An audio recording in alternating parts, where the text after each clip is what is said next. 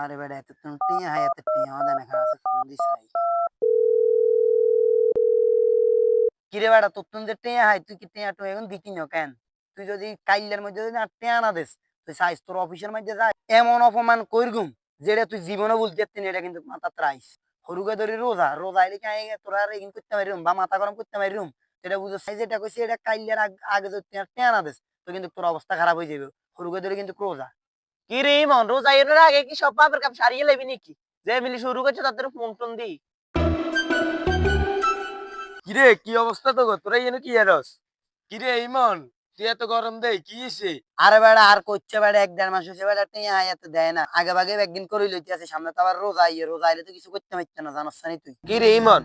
তুই যে রমজান মাসে বিরতির মাস মনে করস তুই 11 মাস যা ইচ্ছে তাই করবি তুই রমজান মাসে ভালো হবি কিন্তু কোনো কথা বেটা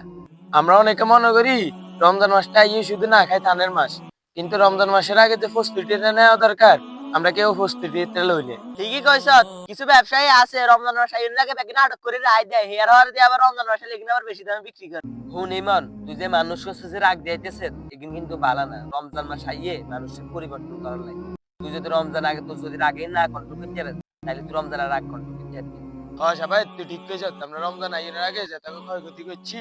এত করতে মাপ চাইলে তুই আমরা এই রমজান মাসে একটা শপথ গ্রহণ করি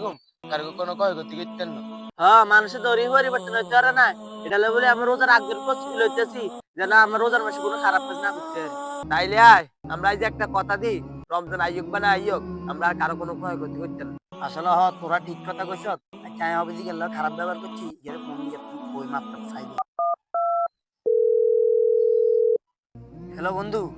হুন কোনো সমস্যা নাই তো দেখতে সময় বা তোরা তো দেখতে টিয়া আইয়ে তুই একটা টিয়া দিস কোনো সমস্যা নাই